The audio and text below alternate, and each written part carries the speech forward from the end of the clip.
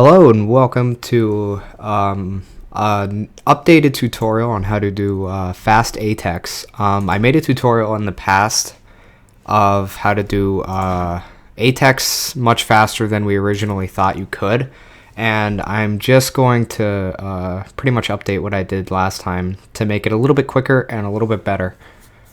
So since then we have made this tool. It was made by a user of the FM community. I actually forget his name. I'll give credit to him in the description. But pretty much this tool helps you keep track of your rank in Forbidden Memories. You don't have to use it, but I recommend it. It's rather easy to use. Pretty much what you want to do if you want to use this tool, when you hit A-Tec mode, it puts it into what we used to think was the optimal setup for an A-Tec. Now, remaining life points under 1,000, that is something that at least I no longer do, because typically that takes a lot more time to set up. So I'm going to put it here.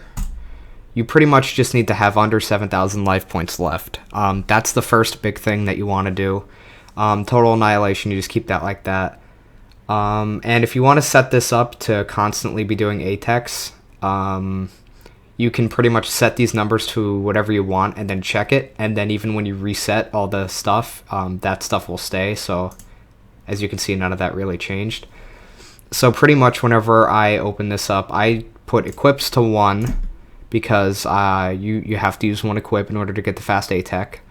I put pure magics used to 4. That is the main. That is one of the bigger things, not the main thing I would say, with doing this. Hang on, I'm just gonna. All right, so this is a deck. I kind of just found it in my old save states, but pretty much this is somewhat what your magic should look like. You need to have at least 4 pure magic. A pure magic is anything that just says magic here. It can be you can buy Sparks and Curse Breaker. Each of them is 10 star chips. And you could find the codes in the description. But Regeki counts for 1, and any field cards that you win along the run you can use. So I just have Regeki and these 3 field cards that I'm going to use. The biggest thing is you need to have a trap card. If you want a trap card, Acid Trap Hole is probably the easiest to get. It's an 84 out of 2048 chance to drop on BCD rank on Kaiba. So I recommend going there if you really need to get a trap. And also stuff like Widespread Ruin, 1 from Isis, which is a 32 out of 2048 on BCD rank, would also work. I have 2 in here right now just because I want to make sure I actually get an A-Tec for this video. If you don't draw your trap until the last turn or second to last turn, you may not get an A rank because you won't be able to actually make your trap activate. And as you can see, this is what my current rank would be if I ended the duel with these statistics. Now, when I put in 1 trap, it goes down a lot. Quite a lot. As you can see, it's a huge difference. It brings it down 10 whole points. So that's why traps are very much needed. And then I keep the rest at 0 because I don't know how many fusions or face down plays or effective attacks I'm going to be doing. Turns is kept at 9 because anything above 9 turns is all the same. Same thing with equips. If you use 2 or 3, it's all going to be the same. Until you use 4 equips, it doesn't change anything.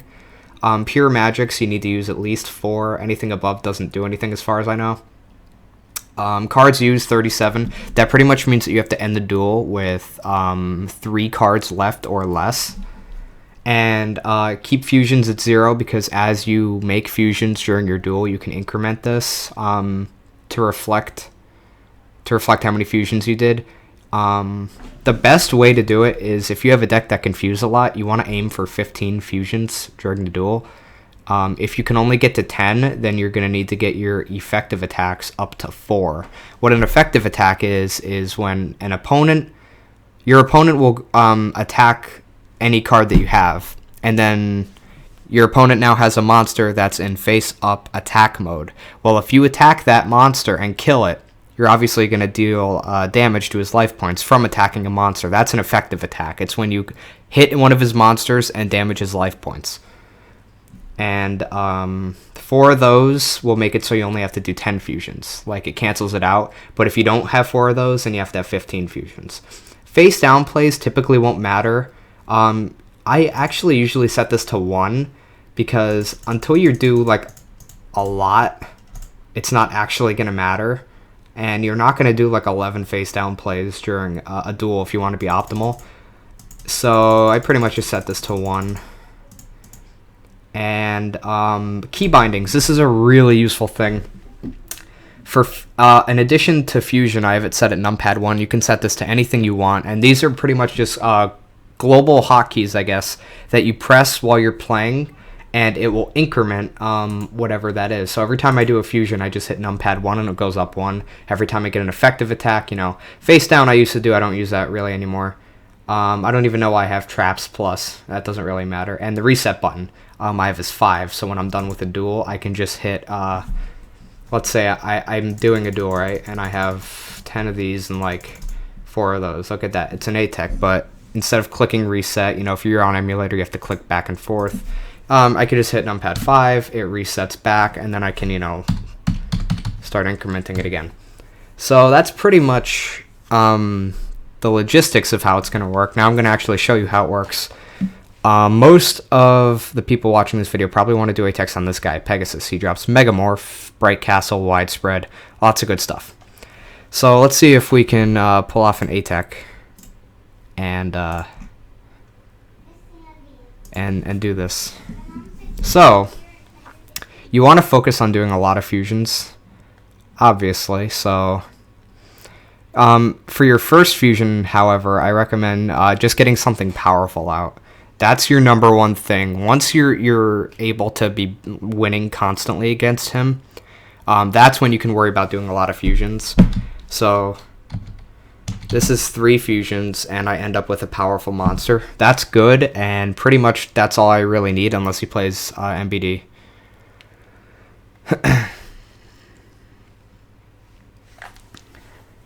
Alright. So now we just, typically whenever I get a magic, I just set it face down, and I save it until the very end. You don't have to do that. You can play it right away, but it may or may not screw you over pretty much, because if he plays something that gets powered up by that field, it can possibly really wreck you. So I recommend against that. Now it's really just getting your fusion count up by just it's really just knowing the fusions here. A lot of really good fusions come between thunders, waters, spellcasters, and dragons. I'll probably end up doing some of those. But a lot of times you won't have too many of those things during a speed run, so it's really just what you have. Use. You have to know the fusions to be able to do a lot of this stuff. So I'm already at 8 fusions. So this is going along quite nicely. But then again, this deck is very developed.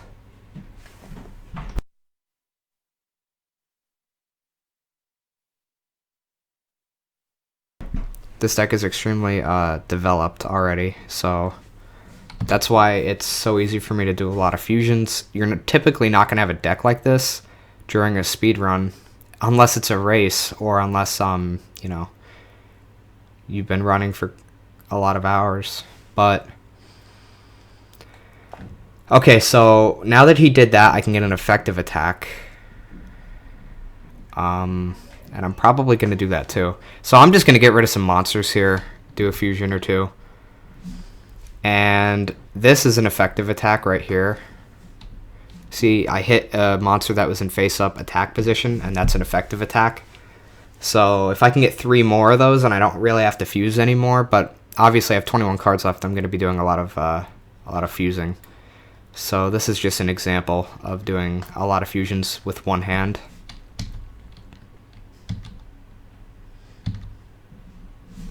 So I need 2 more fusions, and then we're pretty much good. I still need to draw my trap. That's the one reason I put in 2 traps for this video. You're likely only going to have 1. So, yeah. Alright, so this is good. This is 2 of those. I have that, so that's 3 out of the 4 that I need, and there's my widespread. So I'm going to put that down. I'm going to put this in the defense mode. That's the lowest number here is 2,000. So it gives me a shot that he'll attack it. He probably won't, but if he attacks it, then my widespread will go off, and I don't have to really waste any time playing a weak monster, so he'll attack it. So right now I'm just going to get rid of all these magics so I don't have to deal with it. I like to get rid of all the magics from my hand so I don't have to discard less cards per turn. Alright, there's my acid trap hole. I don't need to use that because I already have 1 trap out, and using 2 traps doesn't help. I also need to take damage. I need to have less than 7,000 life points. So, let's see here. So I'm probably just going to do the 2 fusions that I need. That's 1, 2, and make it safe with 3. So this will be good already. It doesn't matter past 15. You don't really have to keep track of it past then.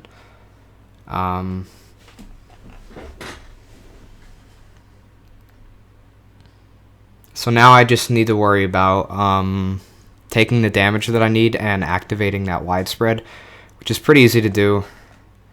I can just get rid of this, and yeah, attack that and take some damage on purpose. Now one thing you have to watch out for, if the A-Tec goes on for a while, he might start playing magics, such as Regeki. He won't have anything on his side of the field, but he's able to play Regeki later on when he runs out of monsters in his hand.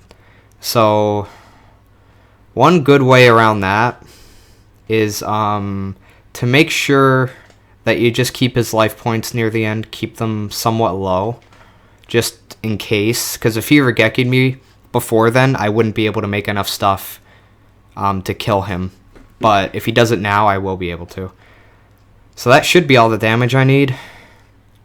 And my card count is now 3, which means I'm good. So now that I have 3 cards left, that's the 37 cards used, so I'm good there. My life points is good. I did enough fusions. These were all face down plays, so you don't really have to worry about that. Effective attacks didn't matter at all. Did I use an equip? I don't think I did. Okay, I need to wait for an equip then. So I'm just gonna probably Regeki now so I don't damage him too much.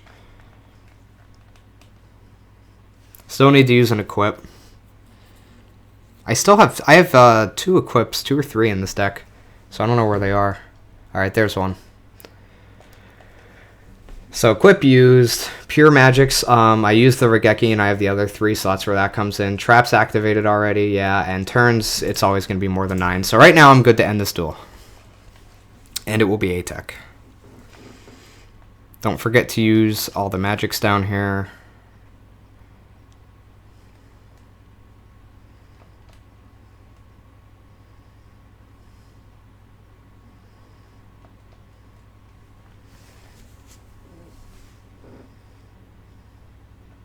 And then just attack, and you're done.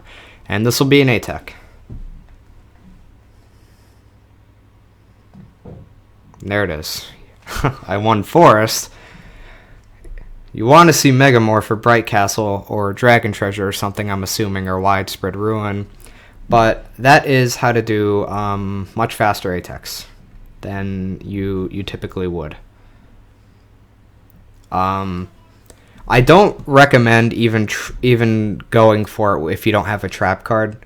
Some people still will. You can watch my old tutorial video for that, but I wouldn't even bother with it because it's more difficult and it's just it takes a lot longer, and I just generally don't feel like it's worth it, at least in a speed run. And if you're doing a casual run, it shouldn't be that hard to pick up an acid trap hole off of Kaiba or something. So that's pretty much it. I don't think I'm leaving anything out. A-Tecs are extremely useful. You can A-Tec Kaiba as well, and he drops some cool stuff like Crush Card at a 40. And yeah, like I said, you don't have to do 15 fusions. If you can only pull off 10, just make sure that you get your effective attacks up to 4, and you'll be good. Always make sure to play at least one card face down. You shouldn't have any trouble doing that, because as soon as you get magics, just play them face down, and you don't have to worry about this. Cards used, as long as it says 3 or less, then you're fine. Equips, obviously you have to use your equip. The 4 magics, you start with 2, Regeki in your field card, and you can buy Curse Breaker and Sparks each for 10 star chips, which is easy. And plus, if you win any field cards along the World Tournament, you can just use those. Traps activated, that's the biggest player. As you can see, if this goes to 0, it goes to B-Tech, and it's, in order to get A-Tech, you need to be at less than 20. So doing it this way makes you right in an A-Tech. Anything, if you mess up anything, it's not going to be an A-Tech.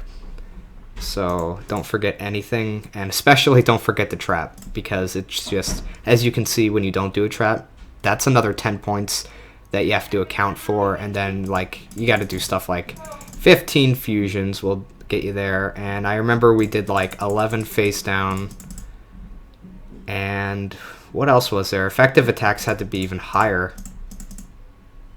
I don't know if it was 10, or no, it wasn't. We put this down to here, and then yeah, you still would need to do at least 4 effective attacks, 11 face down plays, 15 fusions, get under 1,000 life points, and still do everything else, and just don't use the trap.